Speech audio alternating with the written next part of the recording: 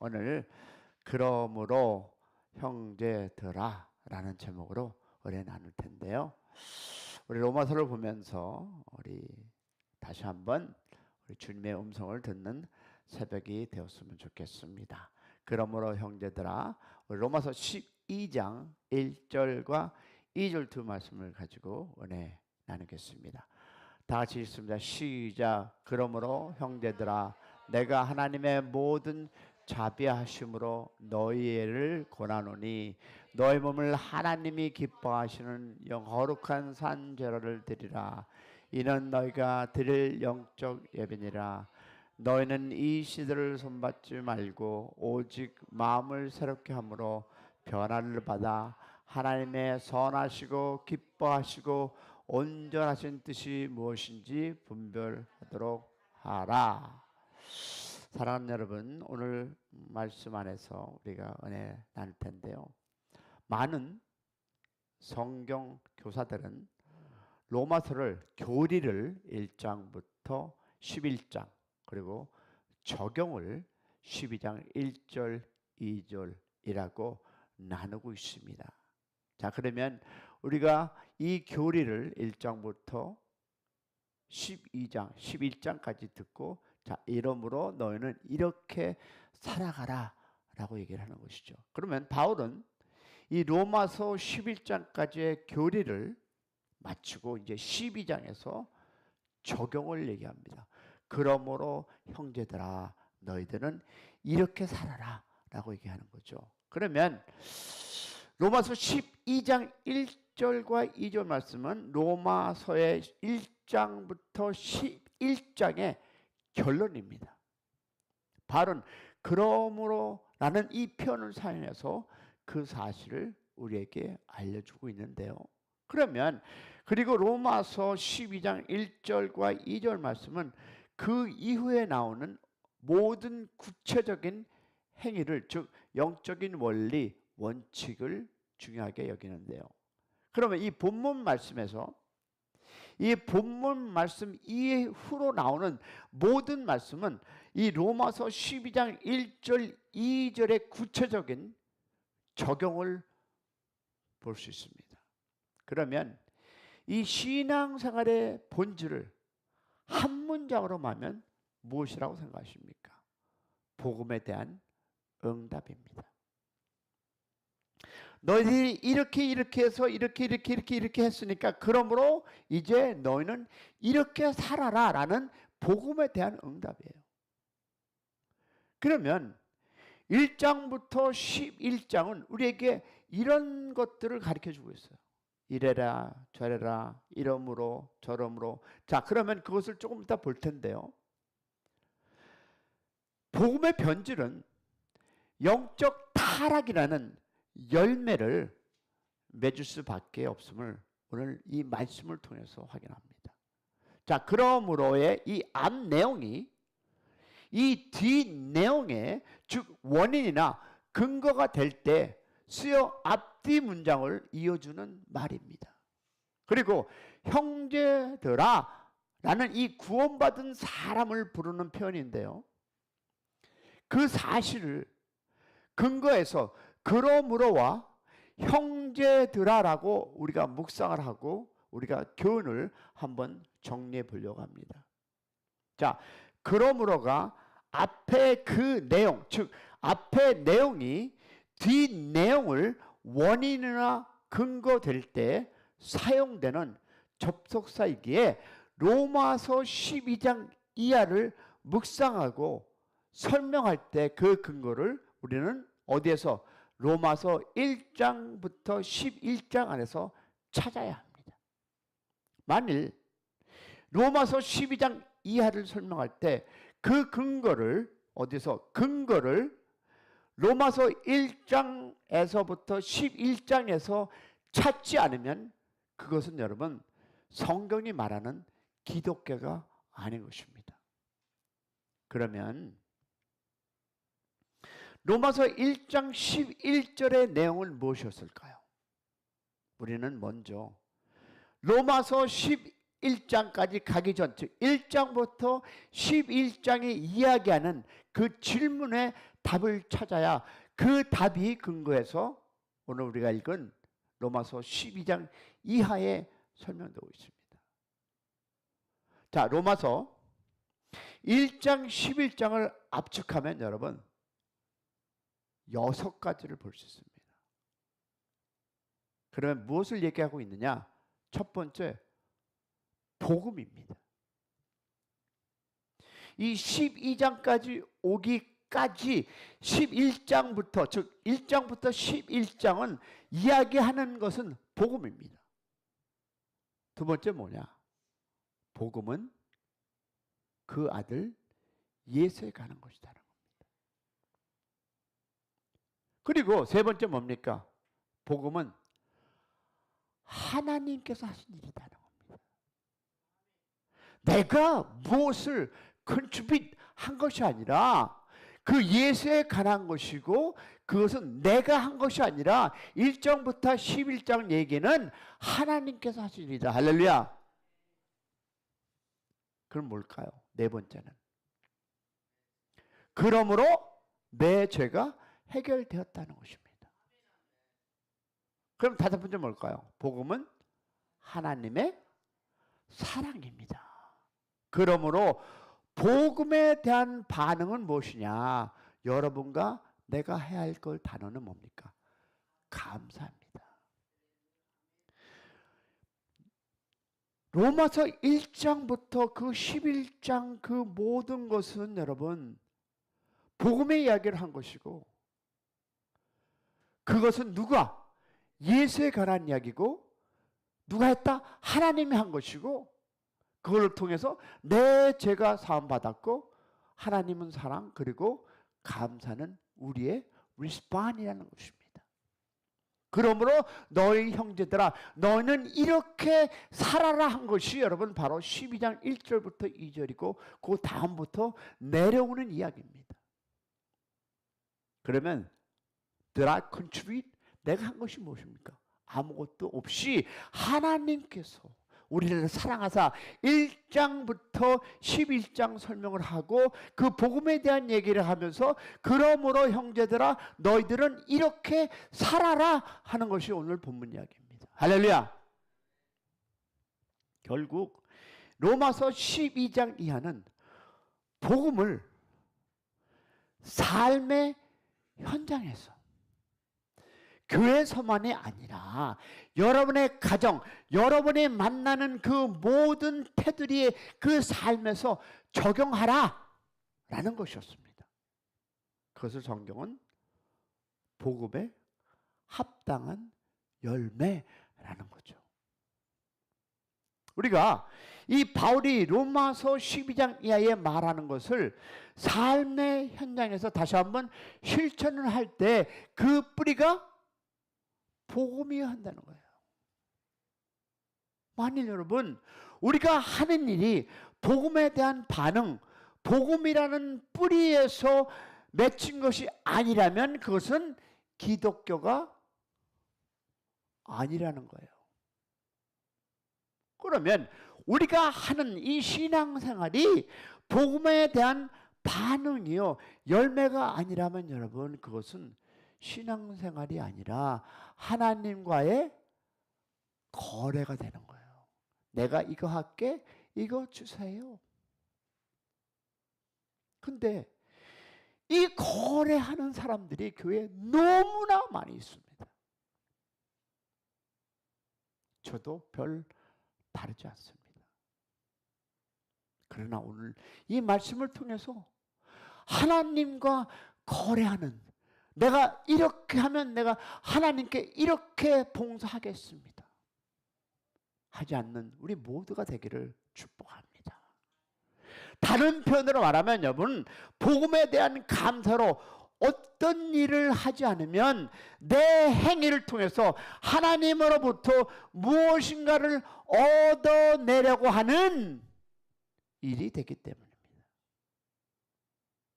즉 복음을 망각하면 여러분 모든 인간은 필연적으로 무엇이 될까요? 율법주의자가 될 수밖에 없는 것이 바로 타락한 죄성의 특징입니다.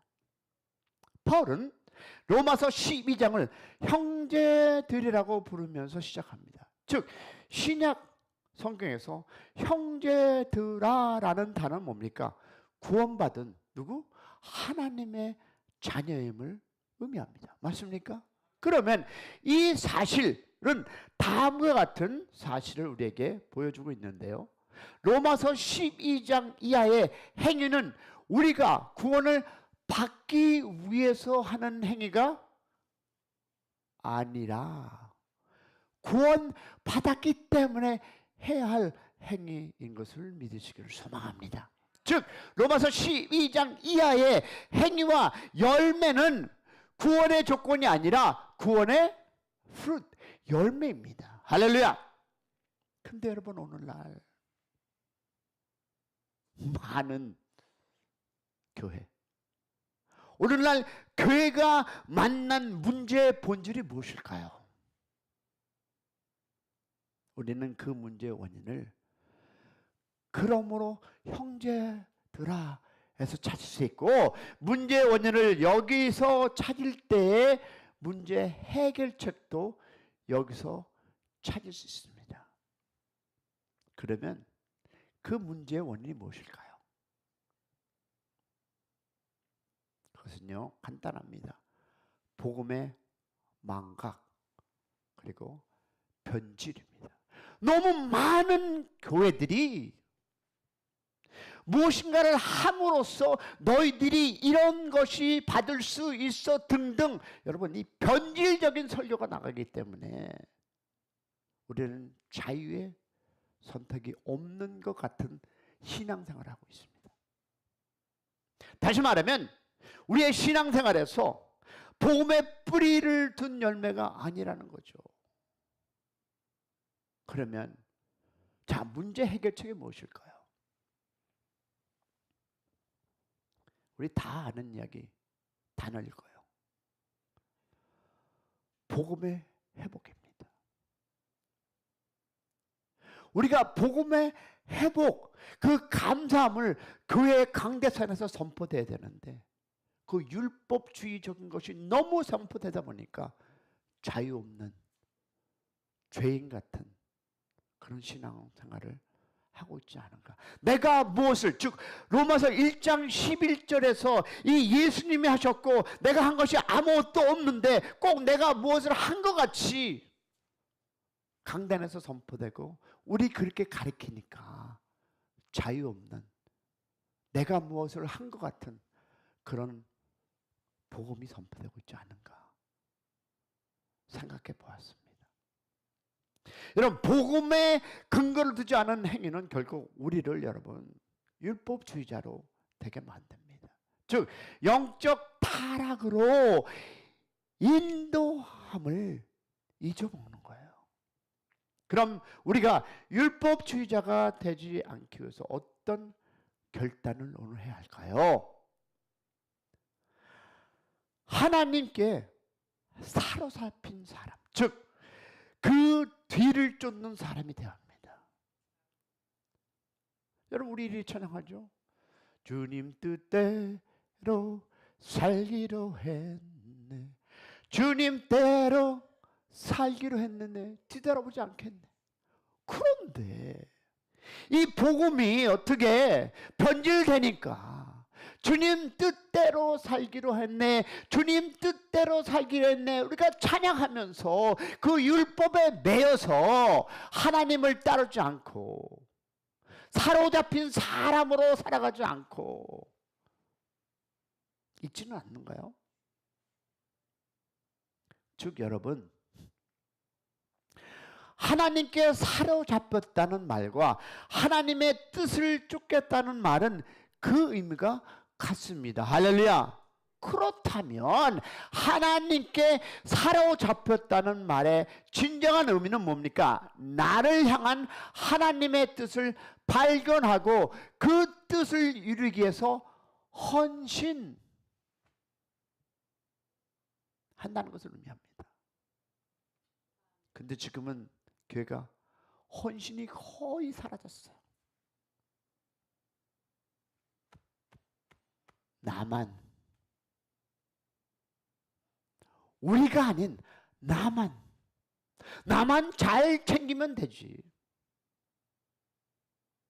이 헌신이라는 단어가 없어졌다는 거예요. 나를 향한 하나님의 뜻, 우리가 얘기하는 사명이라고 말합니다. 그런데 저는 다시 한번 그 사명을 돌아보면서 제가 어제 새벽 나누었던 그 말씀을 다시 한번 묵상하게 되었습니다. 그러면 여러분, 하나님이 생각하는 예배가 무엇일까요? 어저께 나누었죠? 창세기 22장 1절과 2절이에요. 우리 다시 한번 보겠습니다. 시작. 사자가 이르되 그 아이에게 내 손을 대지 말라. 그에게 아무 일도 하지 말라. 내가 내 아들을 내 독자까지 내게 아끼지 아니하였으니 이제 내가 하나님을 경외하는 자노라. 제가 두 가지 얘기했죠. 내가 나를 위해 아끼지 아니하니. 둘 중에 하나를 선택하는데 네가 네 아들을 선택할 것이냐, 나를 선택할 것이냐, 어떤 것을 선택할 것이냐라는 것을 하나님께서 우리에게 물어볼 때 여러분은 어떤 것을 선택하시겠습니까? 이분은 그럴 수 있습니다. 당근인 하나님이죠. 과연 여러분은 이 마음에 그렇습니까?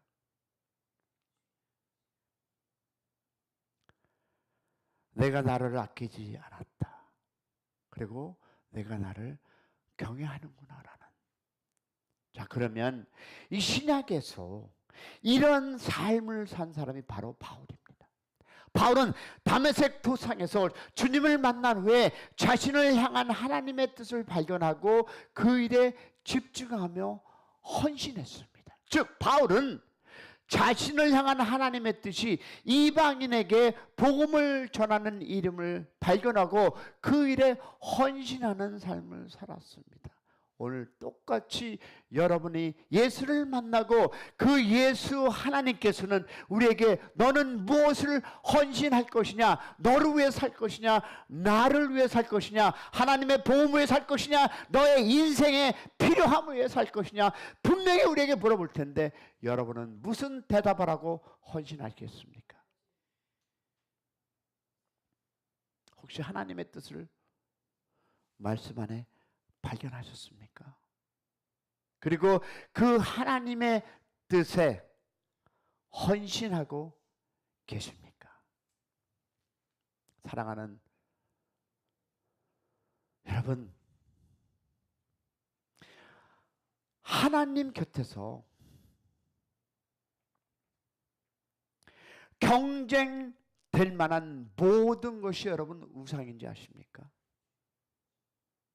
하나님과 경쟁하는 모든 것입니다. 그것은 여러분의 자녀가 될 수도 있고 여러분의 가정의 그 무엇이 남편이든 부인이든 그 어떤 친구든 만약에 그것이 하나님보다 더 우선이라면 여러분 그것은 하나님이 우리에게 우상이라고 얘기합니다.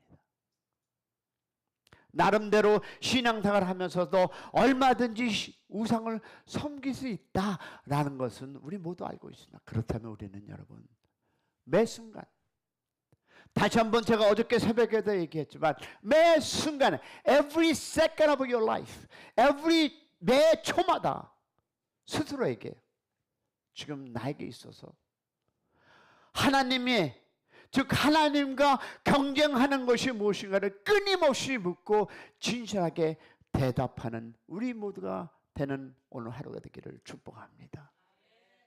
아니면